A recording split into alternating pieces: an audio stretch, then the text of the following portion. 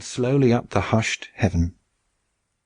In the shadow of that strange cloud, the leaves drooped in the trees, the birds ceased their calling, and the cattle and the sheep gathered, cowering under the hedges. A gloom fell upon all the land, and men stood with their eyes upon the strange cloud, and a heaviness upon their hearts. They crept into the churches, where the trembling people were blessed and shriven by the trembling priests. Outside, no bird flew, and there came no rustling from the woods, nor any of the homely sounds of nature. All was still, and nothing moved save only the great cloud, which rolled up and onward, with fold on fold, from the black horizon. To the west was the light summer sky, to the east this brooding cloud bank, creeping ever slowly across, until the last thin blue gleam faded away, and the whole vast sweep of the heavens was one great leaden arch. Then the rain began to fall. All day it rained, and all the night, and all the week, and all the month, until folk had forgotten the blue heavens and the gleam of the sunshine. It was not heavy, but it was steady and cold and unceasing, so that the people were weary of its hissing and its splashing, with a slow drip from the eaves. Always the same thick, evil cloud flowed from east to west, and with the rain beneath it. None could see for more than a bowshot from their dwellings, for the drifting veil of the rainstorms. Every morning the folk looked upward for a break, but their eyes rested always upon the same endless cloud, until at last they ceased to look up, and their hearts despaired of ever seeing a change.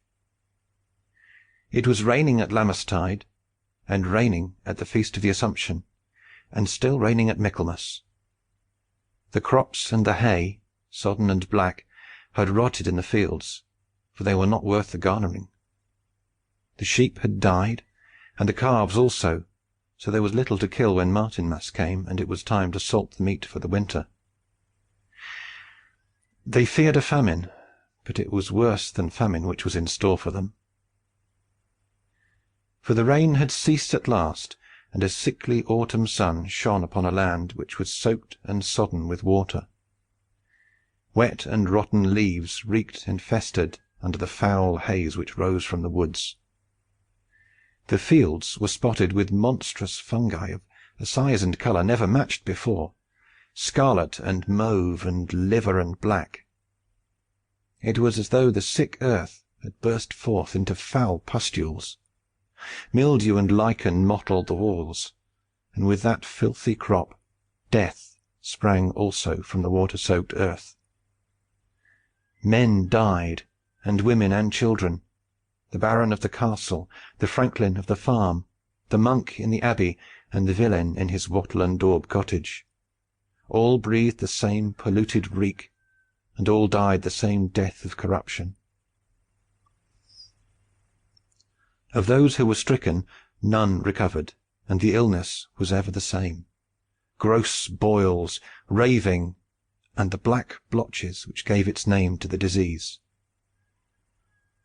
All through the winter the dead rotted by the wayside for want of someone to bury them. In many a village no single man was left alive. Then, at last, the spring came, with sunshine and health, and lightness and laughter, the greenest, sweetest, tenderest spring that England had ever known. But only half of England could know it. The other half had passed away with the great purple cloud. Yet it was there, in that stream of death, in that reek of corruption, that the brighter and freer England was born. There, in that dark hour, the first streak of the new dawn was seen. For in no way save by a great upheaval and change could the nation break away from that iron feudal system which held her limbs. But now it was a new country which came out from that year of death. The barons were dead in swathes. No high turret nor cunning moat could keep out that black commoner who struck them down.